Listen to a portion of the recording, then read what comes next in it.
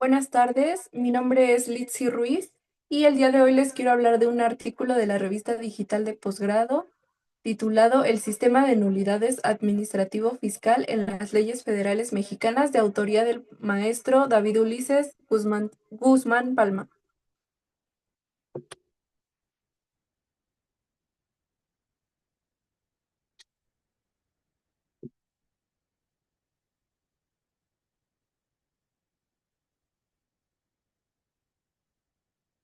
Bueno, como introducción, vamos a tener que el objetivo principal de este trabajo es dar una visión general sobre cómo se pueden invalidar los actos que emiten las autoridades fiscales o administrativas cuando no se ajustan a la ley. Vamos a ver cómo se forma un acto administrativo fiscal, qué errores pueden hacerlo inválido y la diferencia entre nulidad y anulabilidad, dependiendo de la gravedad de estos errores. También vamos a hablar de la importancia de que los actos estén bien fundamentados y motivados y de cómo los ciudadanos pueden impugnarlos si consideran que son injustos. Además, vamos a ver cómo los tribunales revisan estos actos para asegurarse de que se respeten los derechos de las personas. Y bueno, en resumen, este tema es muy útil para quienes enfrentan conflictos con la administración pública y quieren defender sus derechos ante decisiones que pues consideran ilegales. Ahora vamos a hablar sobre el acto administrativo y su relación con el régimen de nulidades. En México, la justicia administrativa tiene un enfoque impugnatorio, lo que significa que se activa cuando una persona decide impugnar un acto de autoridad que considera ilegal o injusto. Todo gira en torno a la existencia de un acto administrativo o fiscal que se puede impugnar. Bueno, el objetivo principal es evitar que este acto cause un daño en los derechos del ciudadano.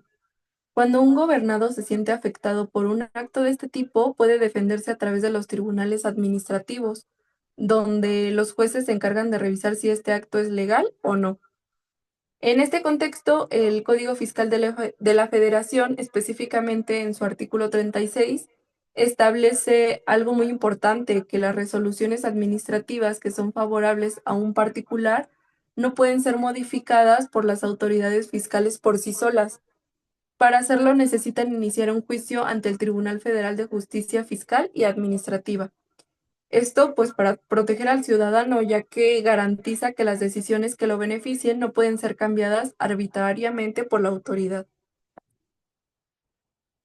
Bueno, en esta parte, que es una tablita, vamos a hablar sobre la nulidad del acto administrativo, su teoría y el marco jurídico que la respalda.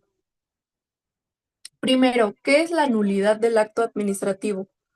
Pues es el proceso mediante el cual se busca eliminar o dejar sin efecto actos de autoridad que afectan los derechos de los particulares. Esta nulidad puede resolverse de dos maneras.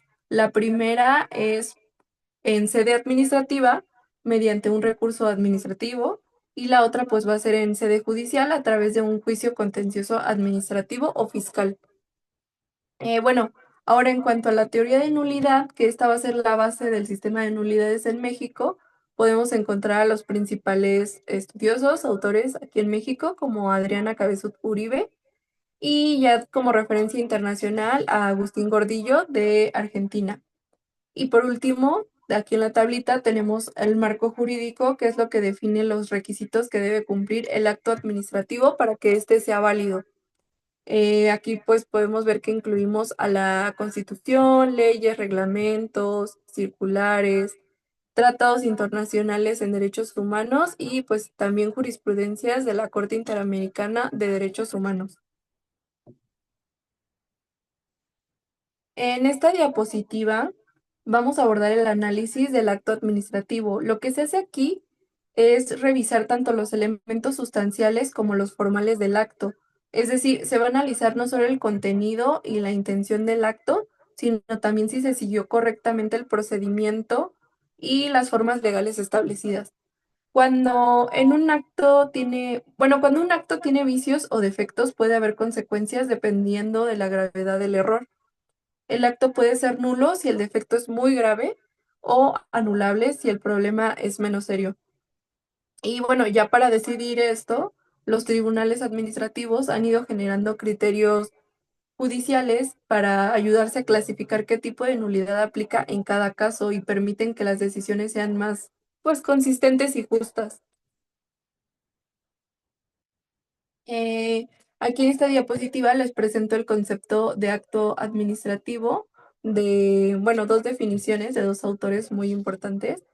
La primera es de Acosta, quien define el acto administrativo como una manifestación unilateral de voluntad de un órgano administrativo competente para crear, modificar o extinguir derechos u obligaciones. Y por otro lado tenemos a Fernández Ruiz, que propone una visión pues más estructurada, dividiéndola en dos criterios. El primero es el criterio orgánico, que se refiere a que el acto debe provenir de un órgano administrativo competente, es decir, una autoridad que tenga la facultad para emitirlo, y el criterio material, que analiza el contenido del acto, o sea, que es lo que esté ordenando o resolviendo. Luego, aquí en esta parte vamos a hablar de dos aspectos muy importantes. La primera es la función del acto administrativo, que este tipo de actos expresan la voluntad de una autoridad administrativa y su objetivo principal es atender o satisfacer necesidades sociales. Sus efectos pueden ser muy variados, pero en general consisten en crear, modificar o extinguir derechos y obligaciones. Esto también aplica en el ámbito fiscal y está respaldado por el artículo 38 del Código Fiscal de la Federación. Y ahora pasamos a la presunción de validez, que es un principio muy importante en derecho administrativo. Según el artículo 8 de la Ley Federal del Procedimiento Administrativo, todo acto administrativo se presume válido hasta que una autoridad competente diga lo contrario. Esto se conoce como una presunción iuris tantum, lo que significa que se asume que el acto es legal a menos que se demuestre lo contrario en un juicio. ¿Y cuáles van a ser los efectos de esto? Que el acto se mantiene vigente y con efectos legales mientras no se declare su invalidez, y justamente el régimen de nulidades existe para detectar y corregir aquellos actos que fueron emitidos en contra de la ley.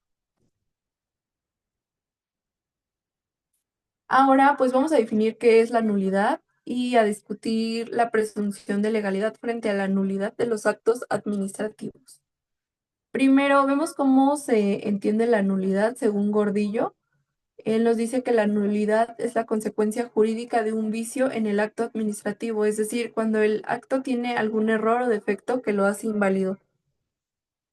Y por otro lado, De Piña define la nulidad como la ineficacia de un acto debido a ilicitudes, falta de requisitos o vicios de voluntad. Esto significa que si el acto no cumple con lo que la ley exige o si fue realizado de manera incorrecta, pues pierde su validez. Y en cuanto a la presunción de legalidad frente a la nulidad, bueno, pues la presunción de legalidad significa que en principio un acto administrativo se considera conforme a derecho, es decir, que se asume que está bien hecho y no tiene errores. Esto se basa en el principio de orden público, que busca dar estabilidad y certeza a las decisiones de las autoridades. Sin embargo, esta presunción de legalidad puede ser desvirtuada, es decir, puede ser refutada si se presentan pruebas que demuestren que el acto realmente tiene vicios. Si se comprueba que el acto tiene errores graves como vicios de fondo o de forma, este acto pues se va a declarar nulo. Bueno, aquí vamos a hablar de las etapas de control de legalidad, los procedimientos para declarar la nulidad y lo que puede ocurrir con la sentencia del Tribunal Federal de Justicia Administrativa. Primero, sobre las etapas de control de legalidad, según Trump Petit en 2007, tenemos varias fases. La primera es la ilegalidad, se trata de una irregularidad jurídica, es decir, un error que afecta la validez del acto administrativo. Después tenemos la nulidad, que es la declaración procesal de invalidez, cuando se confirma que el acto es ilegal y se debe anular. Tenemos la invalidez, que va a ocurrir cuando hay causas suficientes que hacen que el acto pierda su validez, y razones no invalidantes. A veces, a pesar de haber errores, se pueden aplicar criterios que permiten conservar el acto si no son graves.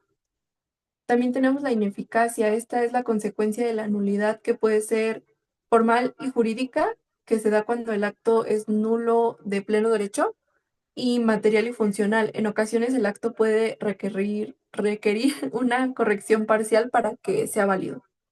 Y bueno, sobre los procedimientos para declarar la nulidad, podemos seguir dos caminos. El primero es el recurso administrativo, que es cuando se impugna directamente ante la autoridad que emitió el acto. Y el segundo es el juicio contencioso administrativo, que es el que se presenta ante el Tribunal Federal de Justicia Administrativa. Y bueno, ya finalmente, cuando el Tribunal Federal de Justicia Administrativa emite una sentencia, puede tomar varias decisiones según el artículo 52 de la Ley Federal del Procedimiento Contencioso Administrativo. Puede confirmar la validez del acto administrativo si se considera que está bien hecho. Esa es una. O se puede declarar su nulidad si determina que el acto es ilegal, o también puede declarar la nulidad y además reconocer derechos subjetivos de la persona afectada, condenar a la administración a cumplir con ciertas obligaciones y en algunos casos otorgar indemnización por daños causados por el acto nulo.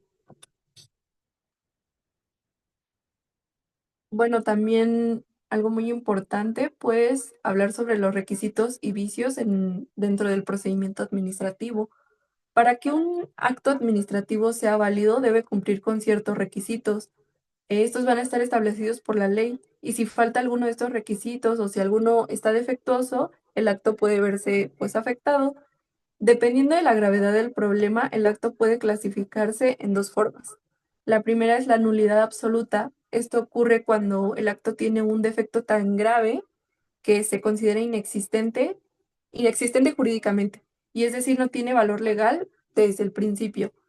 Y también tenemos la nulidad relativa, que en este caso el acto pues es anulable, lo que significa que aunque tiene defectos puede ser corregido o invalidado a través de un procedimiento legal. Aquí en esta diapositiva vamos a ver los elementos esenciales del acto administrativo y los tipos de actos administrativos. Primero, según Alcaraz y el artículo 16 constitucional, un acto administrativo debe cumplir con tres requisitos esenciales.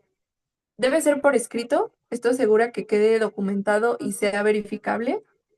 Debe ser emitido por una autoridad competente, solo las autoridades que tienen la facultad legal pueden emitir actos administrativos y también debe fundarse y motivarse legalmente, es decir, debe tener una base legal clara que justifique la decisión tomada. Ahora, pasemos de ese lado, que es a los tipos de actos administrativos. También podemos clasificarlos en dos tipos. Actos concretos, que van a ser los que se dirigen a una o varias personas en particular, como una resolución o una sanción. Y el otro son los actos generales. Son aquellos que crean normas jurídicas aplicables a todos como leyes o regulaciones generales.